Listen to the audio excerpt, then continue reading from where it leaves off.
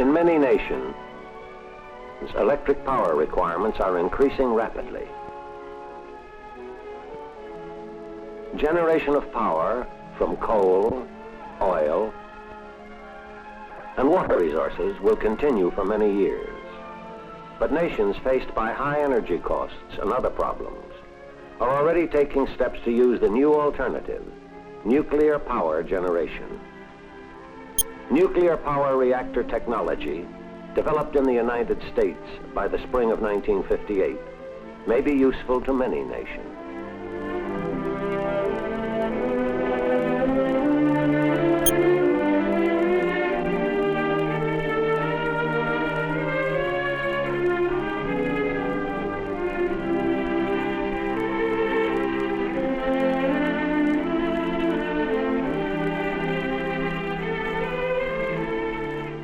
You're about to see the pressurized water and boiling water reactors, which are already available for practical electric power generation. And then the homogeneous, organic moderated, sodium graphite, and fast breeder reactors. A major development program is being carried forward to advance further the technology of these and other systems in order to obtain better fuel use, higher performance, and lower costs. Before an experimental power reactor could ever be built, a sizable body of fundamental data had to be developed for every aspect of reactor technology. Theoretical work required years and was based on studies by scientists of many nations. High-speed computing machines have been used to calculate flux distribution patterns, thermal utilization, and interactions under conditions of nuclear reactor operation. Reactor metallurgy requires an investigation of the first magnitude to develop fuels, alloys, and other materials with properties satisfactory for the environment of reactor systems. Special high flux reactors were built to obtain physics and engineering data on the performance of design models, fuels, and other materials. Tests in these machines reveal the effects of radiation on the properties of materials. 2 to 3 years of testing are required to develop a new material such as an alloy of zirconium, which has the advantages of stainless steel with only a fraction of its neutron absorption cross-section. The nuclear power and equipment industry is developing facilities for fabricating and testing fuel elements, manufacturing reactor cores, developing and providing a wide variety of components and services. The industry is continuously expanding its facilities.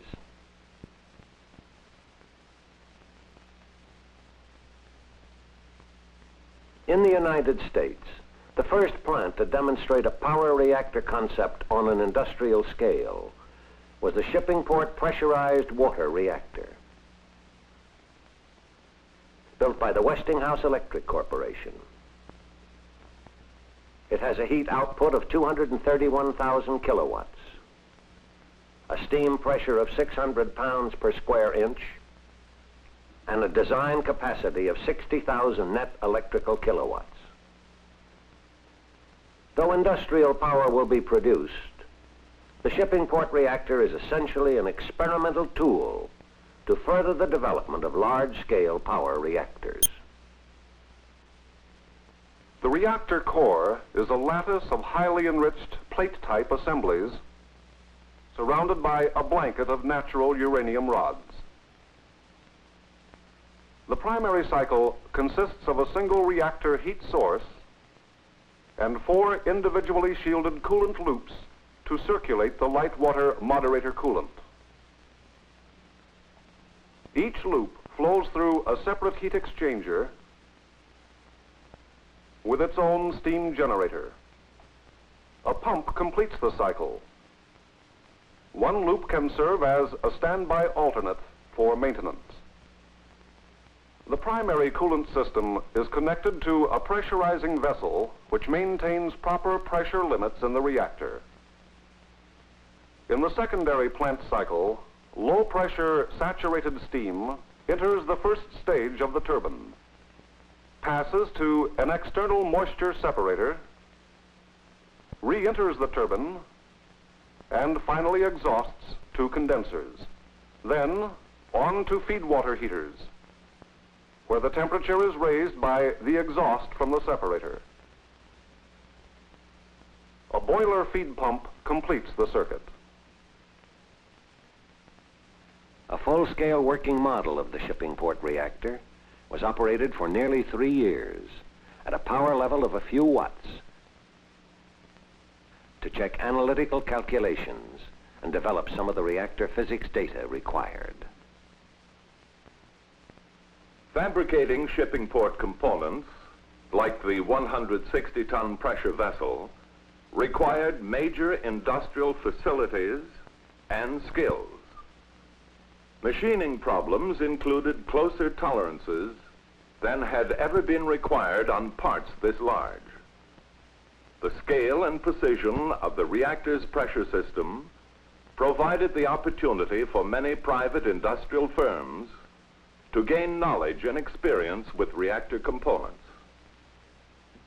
Because of the experimental nature of this reactor, flexibility was a requirement of many components. The closure head of the pressure vessel has 10 ports to permit changing or rearranging fuel elements, and others for instrument leads or control rod drives. Reactor components require material integrity and manufacturing precision of the highest order. Reactor plant containers for the coolant loops and auxiliary equipment were assembled in position, then sealed and tested. The containers are designed to prevent escape of any radioactive gases or materials that might be accidentally released as a result of major plant casualty. System components were installed through access openings provided in the pressure containers. 2 steam generators are installed in each of the containers adjacent to the reactor. As a final safety measure, the entire nuclear portion is enclosed in concrete. The low-pressure 1800 RPM turbine and the generator were installed while the nuclear portion of the plant was being completed. The core was assembled in its cage enclosure at the reactor site. The 113 blanket sub-assemblies use 14 tons of uranium oxide fuel. This particular core geometry is expected to yield about 50% of its power from the seed assemblies and 50% from the blanket assemblies, including a small amount from the fissioning of plutonium. Special equipment was developed for precise handling of the core and other components in the reactor vessel. The system is designed to contain the light water primary coolant at 2,000 pounds in order to prevent boiling during steady state operation. The first core is expected to provide significant data on the questions of long-term reactivity and fuel life. The entire plant was designed to accommodate a higher-powered core in the future. High-purity light water coolant flows upward between the fuel and rods. The heated water flows from the upper part of the vessel to the intermediate heat exchangers and steam generators. On the return cycle, a small percentage is bypassed for purification. The reactor is largely self-regulating due to its negative temperature coefficient, an inherent control parameter in a system of this design. For example, a drop in demand for generator load lowers the turbine steam requirement. hotter water returns to the steam generator, which means hotter coolant water returning to the reactor. As the reactor heats up, reactivity is reduced, which in turn automatically reduces the reactor power level to match the lower load demand. After extensive testing of components, fluid, and control systems, Shippingport went critical early in December 1957. After additional testing to assure proper and safe operation of the reactor and steam plants, Shippingport went on the line later that month with 60,000 kilowatts of electrical capacity to take its place in the industrial power network of the Duquesne Light Company. The reactor is stable and responds almost immediately to load demands. In the immediate future, Shippingport's contribution to reactor technology will affect its operation more than any requirement for its power. Shippingport will provide valuable experience with heat utilization, system leakage and maintenance, and other problems. Basic information on technical and economic questions to benefit the design of future industrial reactors. A further application of the pressurized water concept is the Army Package Power Reactor at Fort Belvoir, Virginia. All its basic components can be transported by air. In full-time service since July 1957, the plant has operated continuously with no machinery failures. The reactor was shut down temporarily for a routine inspection of the turbine and conventional plant equipment. When activity in the containment shell has reached background level, the water filling the access tube is drained.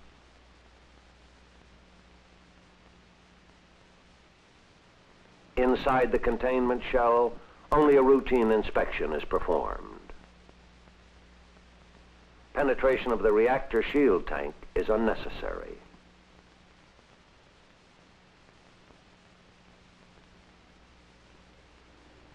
Only conventional equipment needs routine maintenance.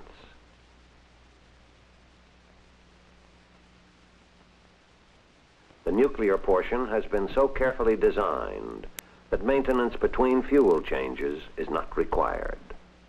After inspection, reactor startup begins. When the reactor is up to power, the generator is brought online to feed into the Virginia Electric Power Company network.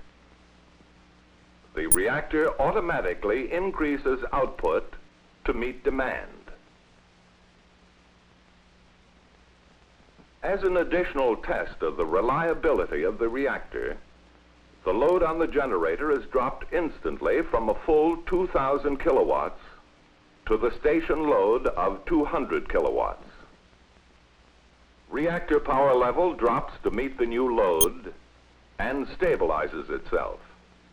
Control rod adjustment is not necessary. The reactor is presently demonstrating the usefulness and reliability of small capacity stations. At Indian Point near New York City, the Consolidated Edison Company is financing the construction of a pressurized water reactor generating station. It will serve as a commercial base load plant to produce a part of the electricity for the network serving the New York City area. The nuclear portion of the plant is inside a large span concrete shield and carbon steel containment shell. The pressure vessel is enclosed in a water shield tank. The core is an internal thorium thermal converter. The fertile thorium oxide is mixed with U-235 oxide, formed into pellets and loaded in rods. As fissionable U-233 is formed from thorium, it will supplement the U-235 base fuel. Core development is being performed by the Babcock & Wilcox Company at Lynchburg, Virginia. Major studies with a critical mock-up of the core deal with the behavior of thorium oxide in combination with uranium oxide.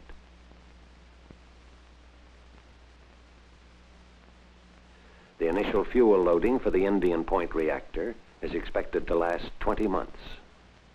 In-pile irradiation test loops are being used to investigate fuel element properties, radiation damage, and the suitability of fabrication techniques. The schedule for fabrication and delivery of components is closely coordinated with site construction. Inspection and quality control methods include the use of a 2 million volt X-ray unit. The reactor will produce 163,000 electrical kilowatts. Oil-fired superheaters are included in the steam circuit to raise the steam temperature from 450 to 1,000 degrees and increase the plant's net electrical output to 255,000 kilowatts. The Indian Point station is scheduled to be operating in 1960. With research and development assistance from the Atomic Energy Commission, a group of 12 public utilities are financing the Yankee pressurized water reactor plant, which will produce 134,000 electrical kilowatts at Rowe, Massachusetts. Major investigations in progress for the Yankee station include hydraulic flow tests with fuel assembly models, the problems of injecting boron into the reactor coolant stream as a safety control, and the methods for subsequent cleanup by chemical, ultrasonic, or other means. The Yankee plant is scheduled for 1960 operation.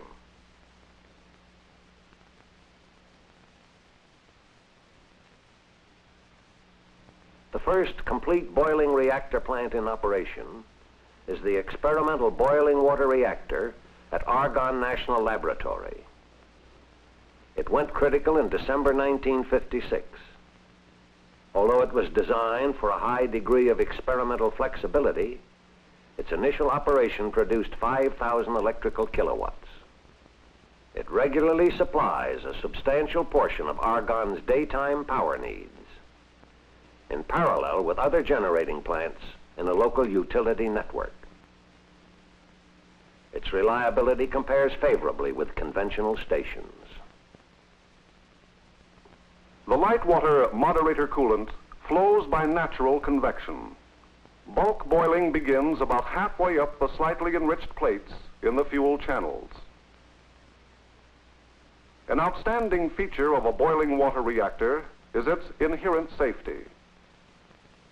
Any sudden increase in reactivity will result in more steam bubble formations, a less dense moderator, and an immediate stabilization of reactor power at the new level. Steam at 600 pounds pressure flows through a dryer, directly into the turbine, then back through a condenser to the reactor. To compensate for rapid fluctuations in load demand, an automatic steam bypass valve maintains constant steam pressure in the reactor system until the control rods readjust the reactor's power level. Auxiliary shutdown is provided by a high-pressure boric acid injection system. The core structure can accommodate up to 148 fuel assemblies for experimental variation of core loading. 8 of the fuel elements are of natural uranium. The other 106 are enriched to 1 44/100% in uranium-235. To provide for achieving at least a 1% burnup, the uranium fuel is alloyed with a small quantity of zirconium and niobium. The alloy provides strength, corrosion resistance, and irradiation stability. During the core loading operation, neutron flux and density were continuously monitored. After each loading, there was an attempted approach to criticality. As a safety precaution, the core vessel was sealed with hold-down beams attached to vertical steel columns. In the unlikely event of an explosion, the beams would direct the force downward and leave the upper containment shell intact. In its program of experimental operation, the system has demonstrated its ability to meet changing load demands with a high degree of stability. The meter on the right presents total steam flow. The one on the left indicates the amount of steam going through the bypass valve. The difference in readings is the amount going through the turbine. No appreciable contamination of the turbine or other components has been experienced to date. The level is only slightly higher than background. During reactor operation, routine inspection and maintenance are performed throughout the plant on each shift. The low pressure system made it possible to use many conventional pumps, valves, and other components. Leakage problems have been largely eliminated.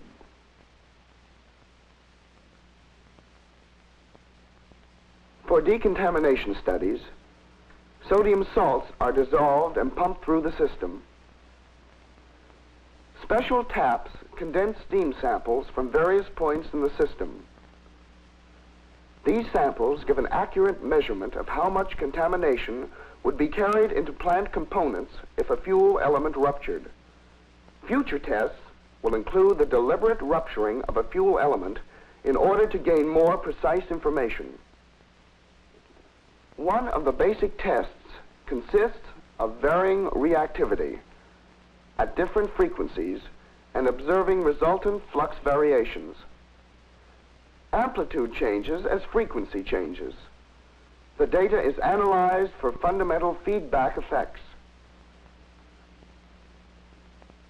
Results of these studies make it possible to predict stable performance at higher power. The plant originally produced 5,000 electrical kilowatts from 20,000 kilowatts of heat. This plant, like the other reactors in the United States, is conservatively designed.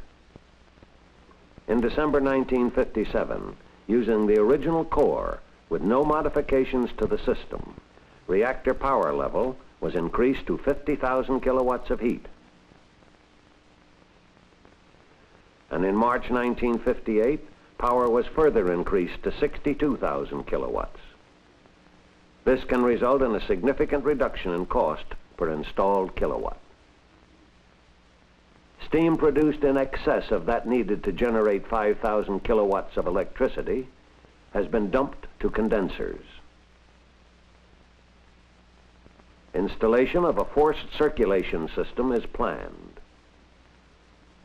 Following this change, reactor stability is expected to improve, and the core power density can be increased many-fold. Stability of operation with forced circulation will be compared to that with a natural convection system. The boiling water reactor concept is sufficiently advanced now for commercial application. Future test programs are expected to operate with heavy water and extend the technology even further in the direction of large, safe, and economical commercial plants. At Pleasanton, near San Francisco, California, the General Electric Company has financed and built advanced research and development facilities, including the Vallecitos Developmental Boiling Water Reactor. Originally designed for an output of 20,000 thermal kilowatts, the reactor power was increased to 30,000 thermal kilowatts in January 1958. This reactor is a prototype for testing fuel and operating features of commercial-size reactors, such as the Dresden plant. Its flexibility includes both natural and forced circulation, single and dual cycle operation. private utility, the Pacific Gas and Electric Company, has connected a 5,000 kilowatt generating plant to the reactor, gaining further experience with direct coupling of a reactor and turbine. The electricity is fed into the utility's power network.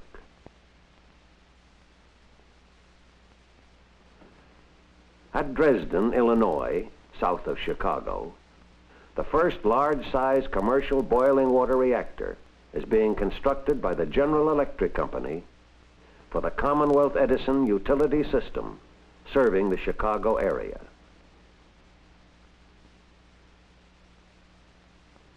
Research and development for the project were financed by 7 independent private utility companies and an architect-engineer firm.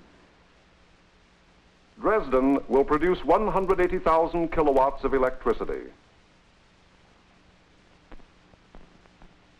At the Atomic Power Equipment Facility of the General Electric Company, a 60-foot high test facility incorporating a mock-up of the Dresden pressure vessel is used to simulate various conditions, including heat and water circulation, as well as the refinement of refueling equipment and procedures.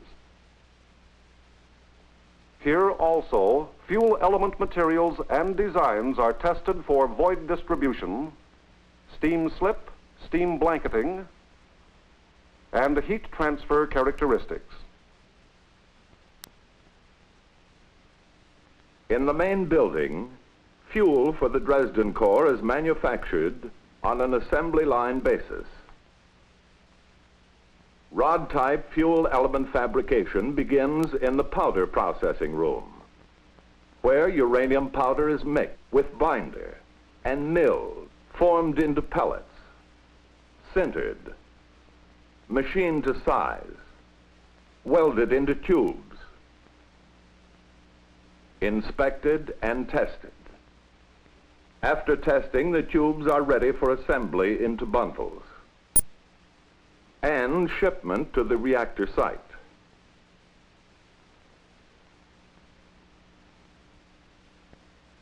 Construction of the Dresden station is expected to be completed for pre-operational testing and criticality in 1959. Regular operation is scheduled for June of 1960.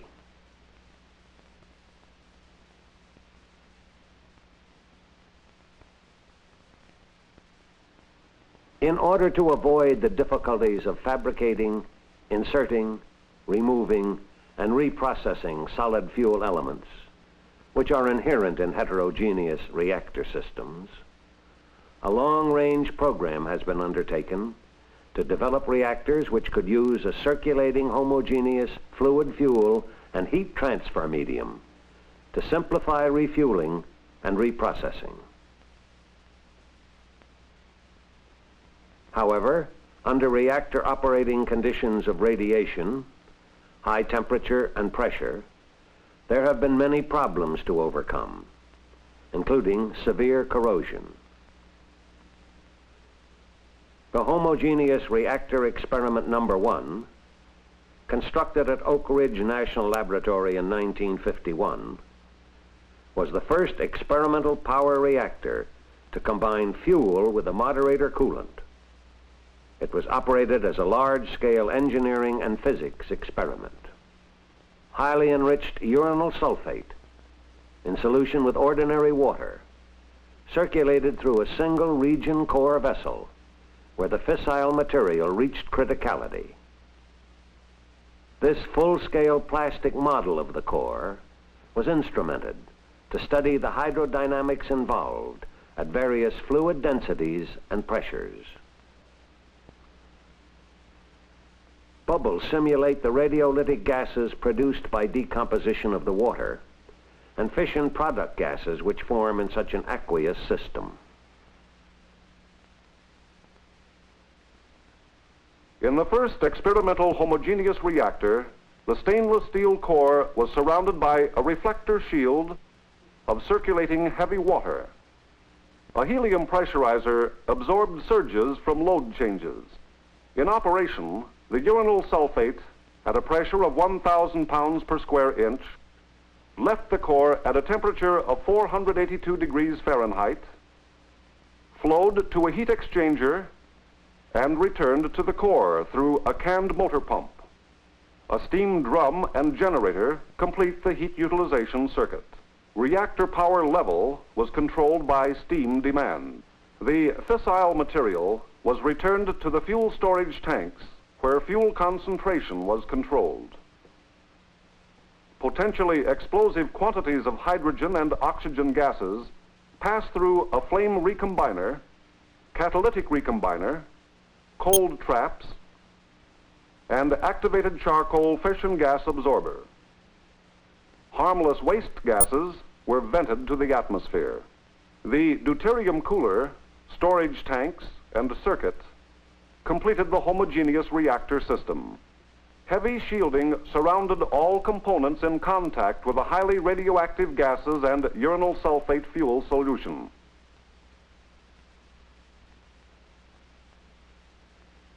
During 2 years of successful experimental operation, many changes and modifications were made. Due to the inherently high negative temperature coefficient, nuclear stability was maintained and power could be increased from 30 watts to 11 megawatts in 1 second and returned to 1 megawatt in 1/10 of a second without damaging the equipment. However, under normal operation, power changes would be undertaken more gradually.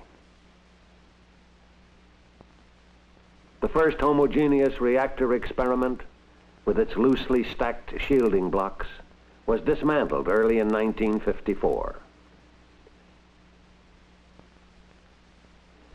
It demonstrated the behavior and stability of fuel solutions, the ability to attain and maintain leak tightness in a high-pressure system, and safe handling of hydrogen and oxygen produced by radiation decomposition of the water. It proved that mechanical control rods are unnecessary and established direct dependence of the reactor's power on turbine demand. A second homogeneous reactor experiment with a 2-region reactor has been constructed and operated to test engineering feasibility and advance the technology of the homogeneous reactor concept. The principle of operation is basically the same as that in the first homogeneous reactor, with the addition of an integrated chemical processing plant.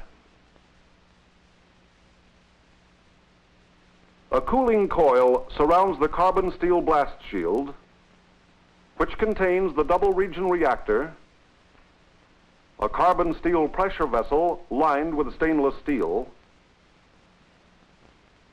and the zirconium alloy core vessel. Control rods are not necessary for this system. In operation, fully enriched uranyl sulfate in heavy water solution passes through the core at 2,000 pounds pressure. Diffuser screens provide a smooth expansion of flow. During initial operation, heavy water will circulate through the blanket. With some modification, fertile materials may be introduced to demonstrate a breeding cycle.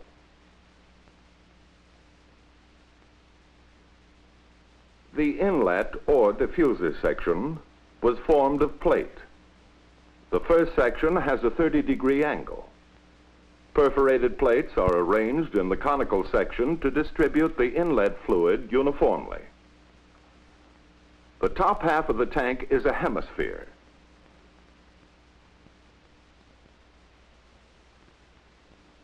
Oxygen-free welding of the curved surfaces required a number of equipment modifications.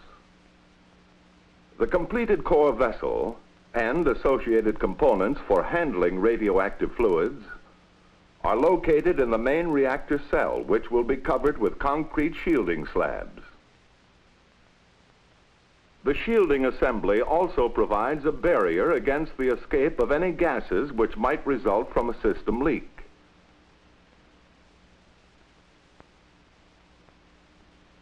Chemical processing of reactor fluid takes place in an adjacent shielded cell.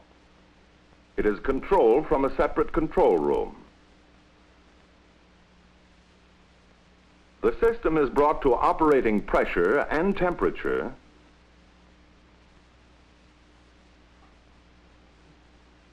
with no uranium in the system. Then the uranyl sulfate solution is injected to bring the reactor up to criticality concentration. Average core temperature in the reactor is controlled by varying the amount of uranium. The power level automatically adjusts itself to the load demand. This reactor has encountered various difficulties which have caused delays. However, the reactor achieved criticality in December 1957.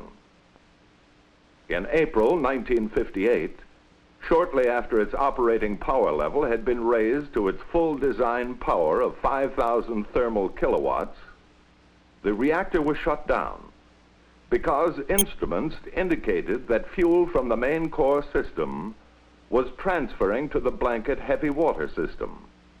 Further work proceeds to overcome these difficulties. Concurrent studies are underway to develop a thorium oxide slurry for breeding use in the blanket region. Manufacturing processes being developed include the production of thorium oxide particles having desired properties. Using different concentrations, the viscosity and engineering performance of various slurries are measured.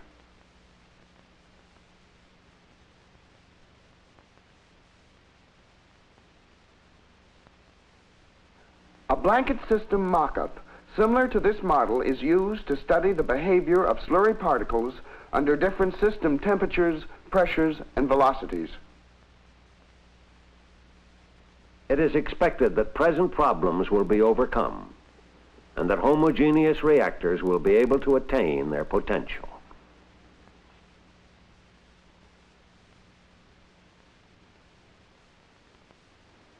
At the National Reactor Testing Station, the Organic Moderated Reactor Experiment, conducted for the Atomic Energy Commission by Atomics International, went critical for the first time in September 1957.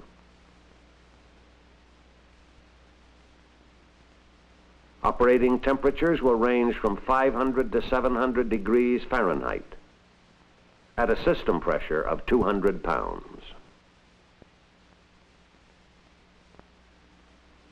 Standard hardware and construction materials are used throughout the system. Operating at high temperatures and low pressures, this reactor is serving as a testing laboratory to study characteristics of the commercially available terphenyls being used as the moderator, reflector, and coolant. The organic material is melted, then fed through an expansion tank into the reactor. The coolant flows up from the bottom plenum between the plate-type fuel elements to the pool, which forms a biological shielding above the core of the reactor. Then on to an air blast heat exchanger. A continuous purge of nitrogen over the surface of the organic coolant prevents buildup of hydrogen and light hydrocarbon gases. These decomposition gases are diluted, then exhausted through a stack. The organic is slowly damaged by irradiation. Small quantities are bypassed to a still, which separates the high boiling materials thus formed and returns the organic to the main system. Waste is pumped to a storage tank. Test instrumentation provides information on the operation of the reactor, heat transfer properties, and heat rejection rates. as well as behavior of the organic under the varying conditions expected of a power reactor. Measurement of surface temperature of the fuel plates can detect a buildup of a polymer film from decomposition of the organic. Techniques for removing the film, if it should form, are being developed. Sample taps are provided to obtain specimens of the coolant and gases from various points in the system for laboratory evaluation of the effects of the reactor environment on decomposition and damage. The organic moderated reactor experiment is advancing the technology of hydrocarbon use by establishing data which will be required in the design of power reactors using this high temperature, low pressure concept.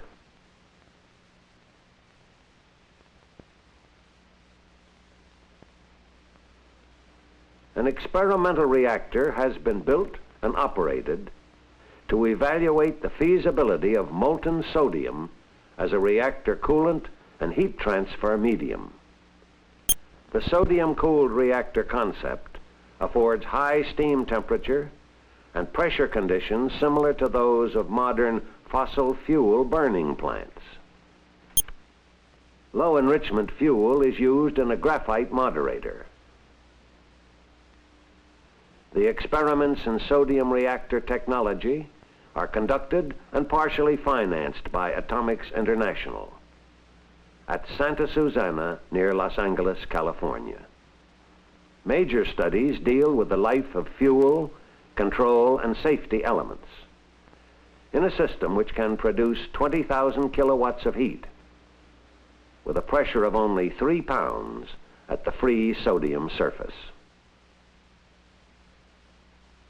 The coolant is highly radioactive as it leaves the reactor at 960 degrees Fahrenheit. Heat is transferred to a non-radioactive secondary sodium loop and steam generator, which feeds a 7,500 kilowatt turbo generator. A similar auxiliary circuit, rated at 1 megawatt, is operated simultaneously to provide emergency removal of fission product decay heat. To remove contaminants in each loop, a small percentage of sodium is circulated through hot and cold traps. In the sodium reactor core, the graphite moderator is enclosed in hexagonal zirconium cans. Channels through the center of each moderator assembly permit location of the fuel elements in triangular patterns. Additional element channels are provided at corner locations for controls, safety rods, the neutron source, and experimental assemblies. Each fuel element consists of a cluster of 7 stainless steel clad tubes filled with slightly enriched metallic uranium slugs. The column of slugs is thermally bonded to the inside of the tube with a sodium-potassium alloy for uniform transfer of heat from the fuel. To demonstrate the feasibility of coupling a power plant to a sodium system, a single-pass sodium-to-water steam generator was developed. It is enclosed in a stainless steel shell. To reduce the likelihood of a leak and a reaction between sodium and water, the sodium flows past double-walled tubes. Pressurized mercury acts as a heat transfer medium and monitors for tube failure as water flashes to steam in the inner tube. The generator plant was developed and is being operated entirely at the expense of a private utility, the Southern California Edison Company. Overall operation and maintenance of the sodium graphite reactor experiment have been encouragingly successful.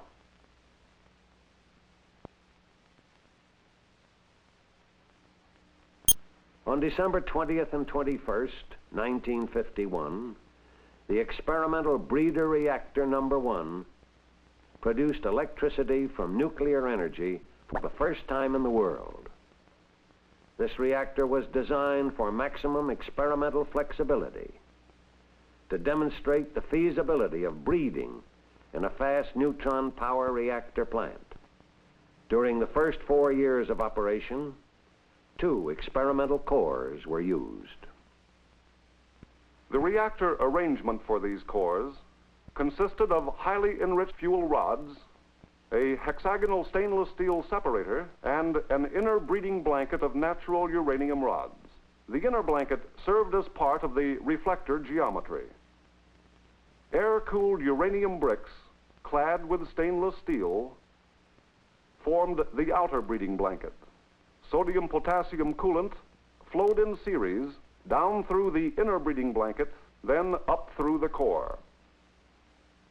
Coolant circulates through a heat exchanger at low pressure. A non-radioactive sodium-potassium loop transfers the heat to boiling water in a second heat exchanger.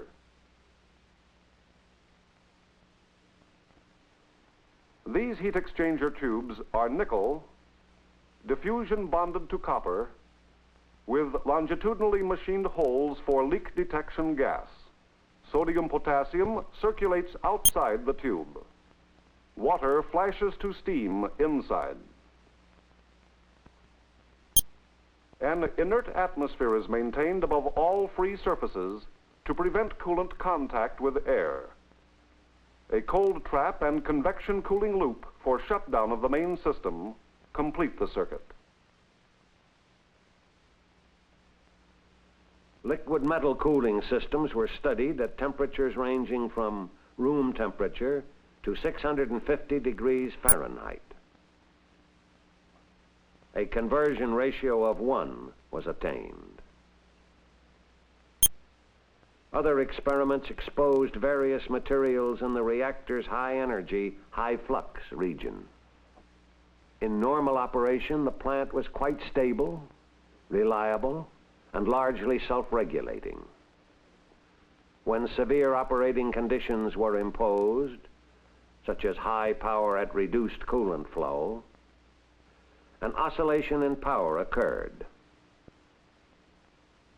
On November 29, 1955, an overshoot in power occurred during an experiment in which the coolant flow was deliberately stopped and some safety devices bypassed. This resulted in a partial meltdown of the core. The core was removed and sent to Argonne National Laboratory for disassembly in the inert atmosphere of a hot cell. The molten fuel in uranium, which had alloyed with iron from the jackets, was removed. All enriched fuel was recovered and reprocessed. The meltdown experience provided valuable information on certain safety aspects of fast reactors.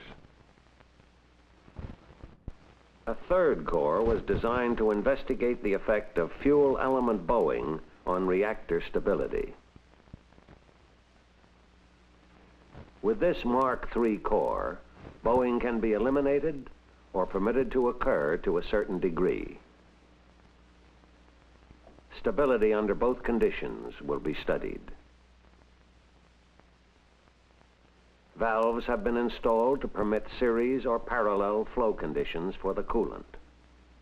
In parallel, blanket flow can be adjusted to have a temperature rise equal to that in the core.